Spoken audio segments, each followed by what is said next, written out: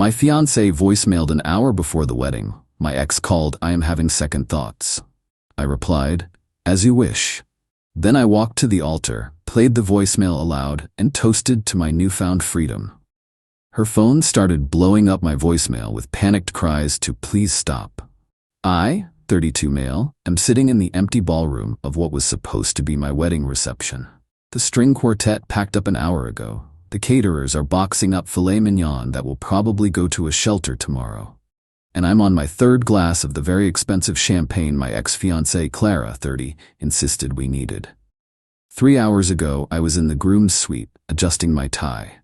My hands were slick with sweat, and I was feeling that specific blend of sheer terror and giddy excitement everyone talks about. My phone buzzed on the vanity. A notification lit up the screen. Voicemail from Clara. Not a text, a voicemail. An hour before the wedding. My stomach plummeted. You don't leave a voicemail an hour before the ceremony unless someone is dead or dying. My best man, Ben, saw my face drain of color and asked what was wrong. I couldn't speak. I just fumbled with the phone, my fingers feeling thick and clumsy, and put it on speaker. Her voice was weirdly distant, rehearsed. Leo. Hey, something's come up. Julian called me. Julian, her ex, the one she'd sworn for 5 years, was a toxic but closed chapter. He said he made a mistake, that he still loves me, and I'm having second thoughts. I'm so sorry. I can't do this. I'm at my mom's. The voicemail ended, a tinny final click. The silence that followed was deafening. Ben swore under his breath and started pacing, talking about calling the venue manager, stopping the guests, but I couldn't move. For a solid minute, all I could feel was a high-pitched ringing in my ears. The world went narrow, like looking through a tunnel. It wasn't sadness, it wasn't even rage. It was a violent physical shock, the kind that makes you feel cold all over. Then, through the fog, something else surfaced. A cold, hard clarity. The switch didn't just flip, it shattered. All the little weirdnesses of the last few months, the secretive phone calls she'd taken in the other room, her sudden girls' nights, that were always vague on details, the way she'd seemed distant. It wasn't just wedding stress. It was a parallel life I hadn't seen. The puzzle piece didn't just click into place. It exposed the fact that I had been working on a completely different puzzle all along. I looked at Ben, my own voice sounding strange to my ears. Tell my parents what happened, but don't tell anyone else. The wedding is still on. He stopped pacing and stared at me, his mouth half open. Leo, are you okay? What are you talking about? I'm fine, I lied. I wasn't fine. I was a man standing on a trapdoor she had just opened. My only choice was whether to fall quietly or to make a goddamn noise on the way down. I chose noise. I texted Clara a simple reply, as you wish. Then I turned my phone off. I walked out to that beautifully decorated altar. 200 guests were smiling at me. Her parents, David and Mariah, were beaming in the front row. For a second, looking at their proud faces, a wave of nausea hit me. I could just call it off, announce a family emergency, let them save face. But that would mean I would carry the quiet shame, the questions, the whispers. It would be my burden. Theirs would be hidden. No. Absolutely not. I got to the officiant, shook his hand, and took the microphone. My own hand was shaking, so I gripped the stand. Thank you all for coming, I started, my voice tight but even. I have a brief announcement. Unfortunately, Clara will not be joining us today. A wave of gasps rippled through the crowd. Her mother, Mariah, started to stand up, a look of performative confusion on her face. I held up a hand. She was kind enough to let me know her decision an hour ago, I continued, making eye contact with David. In fact, I think it's best you hear it in her own words, so there is no confusion, no whispers. I held my phone to the mic and played the voicemail. The silence in that room became a physical presence. It was heavy, absolute. I watched Mariah's face cycle through confusion, to crimson rage, and finally to a stark, horrified white. David looked like he'd been slapped. I saw my own mother's face, her hand covering her mouth in shock. Across the aisle, I saw my great-aunt Carol staring at me with wide, disapproving eyes, as if I had committed the greater social sin. Maybe in her world, I had. After the voicemail finished, I put my phone away. I raised my glass. I'd asked the catering staff for one before I walked out. So to unexpected developments, I said, my voice finally steady, and to my newfound freedom.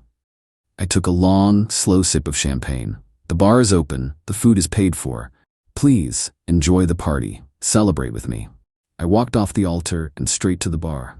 My phone, which I'd turned back on, started vibrating incessantly. Voicemail after voicemail from Clara. I could see the screen light up with the notifications. Please stop. Leo, what are you doing? Call me now. You're ruining my life. My life? An interesting perspective. Most of my friends and family are here. Ben and my dad clapped me on the back, their faces grim but supportive. My mom just hugged me tight. Her side of the aisle emptied out in about 5 minutes flat, a silent, hurried retreat led by her furious-looking parents. So here I am, drinking champagne and trying to ignore the tremor in my hands. AITA for how I handled this, I honestly don't know. But for the first time in months, the air doesn't feel thick with unspoken lies. Update 1. Hey everyone. The support on my original post has been a lifeline. Reading your comments has helped me feel less like a man who went crazy and more like a man who was pushed to his absolute limit. Things have escalated. The night of the wedding was a surreal blur. My people rallied, but it was a strange celebration, heavy with what-ifs. Her family's exit was followed by a barrage of vitriol. I had 47 missed calls and 22 voicemails from Clara and another dozen from her mother Mariah. I didn't listen to them. I just saved them to a folder. Evidence. The real fun started the next day. I was at my parents' house, fielding calls and trying to piece together the logistics of unwinding a life when David, Clara's father, showed up. Unannounced. My dad, a man who values privacy above all, met him at the door. I could hear their voices, low and tense. David wasn't yelling. He uses this controlled corporate shark tone, the kind that's all smiling teeth and veiled threats. He said I had publicly and maliciously humiliated his daughter and their family. He said I had no right to use her private message against her. Then he had the gall to say that I owed them. Here's the financial breakdown you guys asked about. My family and I paid for the venue, the catering, the band, and the open bar. It was a significant sum, around $40,000, all from my savings and a generous gift from my parents. Clara's parents, David and Mariah, paid for her dress, the flowers, and a photographer. Maybe $8,000 total. David, standing on my parents' porch, told my father that since I was the one who chose to turn a private matter into a public circus, I was morally and financially responsible for their losses. He wanted reimbursement for the dress, flowers, and photographer. My dad just stared at him for a long beat and said, "David, the only thing you should be doing right now is leaving." An hour later, an email from David landed in my inbox. It was a professionally worded demand for $8,250, itemized with scanned receipts. He wrote, "This is a small price to pay for the emotional distress and public defamation you have caused. Consider this a gesture of goodwill that will prevent us from exploring more formal legal avenues." The sheer, unadulterated entitlement was breathtaking. They weren't sorry. They weren't ashamed. They were furious that their daughter's escape plan was messy. They were mad that they looked bad. Later that evening, Clara called from a blocked number. I almost didn't answer, but I knew I had to. The conversation was chilling. There was no apology, just pure, shrieking rage. "Do you have any idea what you've done?" she screamed. "My parents' friends were there. My cousins. Everyone heard that. Julian won't even talk to me now because he says this is too much drama." That was the part that stuck with me. Julian, the great romantic love she was torpedoing our lives for, was already backing away from the wreckage he helped create. "You could have just told everyone I was sick, Leo," she cried. "We could have handled this privately. You had to make it a spectacle. You had to be the victim." I let her burn herself out. When she was just breathing heavily into the phone, I finally spoke. "You made your choice, Clara. An hour before the wedding. I made mine. You don't get to control the consequences of your own actions. Send your father my regards, and tell him my lawyer will be in touch." I hung up. The smear campaign started yesterday. Vague posts from her cousins about toxic men. Then a long, detailed post from her maid of honor about how I had a terrifying public noun, that Clara had been unhappy for months, and that she is a survivor of emotional abuse. They were trying to rewrite history in real time, to paint me as the unstable villain and her as the brave victim who fled for her safety. They think this is a game of social media. They don't understand that they just handed me the ammunition I needed. Update 2. Things have moved from a war of words to a strategic legal battle. The online smear campaign was their biggest mistake. It took this from a personal betrayal to a public attack on my character and reputation. That's a line they don't get to cross. As many of you advised, my first step was hiring a lawyer. My uncle recommended a woman named Miss Albright. And bulldog is an understatement. I walked into her office with a folder containing David's emailed demand, Clara's voicemails, and 15 different screenshots of the social media posts. She listened to the whole story, her face unreadable. When I was done, she took off her glasses and said, "They're arrogant and sloppy. That makes them predictable. The defamation is the key. Suing for wedding costs is messy and varies by state. But libel? That's a different animal, especially when they've made specific false claims about abuse." Here's the plan we put into motion.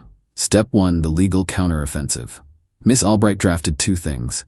First was a response to David's email. It politely declined his offer to accept $8,250. It then laid out in excruciating detail how Clara's actions constituted a breach of contract that resulted in direct, non-refundable losses of over $40,000 to my family. The second and more important document was a cease and desist letter. It was sent to David, Mariah, Clara, the maid of honor, and the cousin. It explicitly listed their defamatory statements and demanded the immediate removal of all related posts. It also stated our intent to file a defamation lawsuit seeking damages if they did not comply within 48 hours. The letter mentioned that in the discovery phase of such a lawsuit, we would be subpoenaing phone records for both Clara and Julian to establish a timeline of the affair, proving their claims of her leaving for safety were maliciously false. Step 2. The pushback. The reaction was immediate. The social media posts vanished within a day. But David, true to his shark nature, didn't just fold. Ms. Albright got a call from his lawyer. They blustered. They threatened a countersuit for my public spectacle. They argued the social media posts were matters of opinion.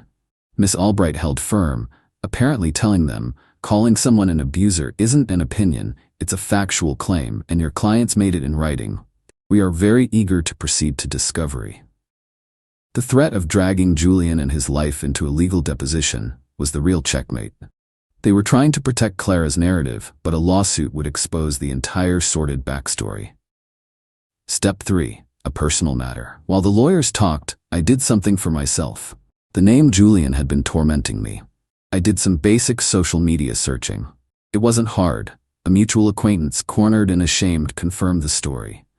It wasn't a one-time call. Clara had been seeing Julian for at least 3 months. She was having an affair. And Julian was married. I found his wife's professional profile online. A pediatrician. Photos of her with their 2 young kids. A wave of something cold and ugly washed over me. This woman's life was also built on a lie. She deserved the truth. I felt a pang of guilt thinking about their kids, collateral damage in a war they knew nothing about. But the truth is the truth. Her husband and my ex-fiancé made this happen, not me. I created a throwaway email account. The message was short and sterile. I am the man your husband's mistress was supposed to marry last Saturday. I believe you have a right to know about his ongoing activities. Here is a voicemail she left me on our wedding day, mentioning his name. I attached the audio file. No commentary, just information. For the first time since this started, I felt like I wasn't just reacting. I was taking a piece of the power back. They wanted to play dirty in the dark. I just turned on the lights. Final update. It's over. Well, my part in it is. The legal battle ended not with a bang, but with a series of weary, calculated negotiations between lawyers. David's blustering folded when he realized we weren't backing down from the defamation suit. They were terrified of discovery. The final agreement was this. They would sign a non-disparagement agreement, legally binding them and Clara from ever speaking or writing about me publicly. In return, we would not pursue the defamation case. There was no grand apology. And they didn't just write me a check. That would have been too simple. Instead, in a final face-saving gesture for them, they agreed to directly pay the outstanding $15,000 balance we still owed the wedding venue, the largest single non-refundable cost. It wasn't paying me back. It was settling a contractual obligation. A corporate solution to a personal mess. The money never touched my hands, but the debt was cleared. It was a quiet, anticlimactic victory, but a victory nonetheless. As for the rest of the fallout, real life is messier than a storybook. Julian's wife, the pediatrician, apparently acted with surgical precision. Our mutual acquaintance told Ben that she filed for divorce the week after she got the email. Julian is reportedly a wreck, having lost his family and facing a very expensive legal battle of his own. I do feel a knot in my stomach when I think of their kids. It's a heavy feeling, knowing I played a role in that upheaval. But I stand by it. She deserved to know who she was married to. Clara's fate is less clear-cut. Ben ran into her cousin at a store, and the cousin just looked exhausted. She said things are really bad. Clara is apparently bouncing between friends' couches. Her parents are furious with her, not for the betrayal, but for the humiliation and the cost. She's isolated, but she's not a tragic heroine. She's just a person sitting in the rubble of a house she blew up herself. There's no satisfaction in knowing the details, just a grim confirmation that actions have consequences. And me? I'm not fixed. I'm not magically healed. There are days I wake up and the anger is still there, a hot coal in my chest. There are nights I lie awake and the humiliation washes over me again. The trust I had in my own judgment is shattered, and I know that will take a long time to rebuild. The $15,000 they covered freed up the last of my savings. The solo trip I booked isn't a victory lap. It's a retreat, a chance to go somewhere I don't have to see pity in anyone's eyes, where I'm just a stranger with a backpack. The toast I made to newfound freedom was a bitter, impulsive line. But I'm starting to understand it.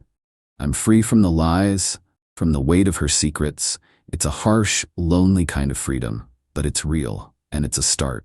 Thank you all again for being a sounding board in the craziest, most clarifying chapter of my life. Time to go pack.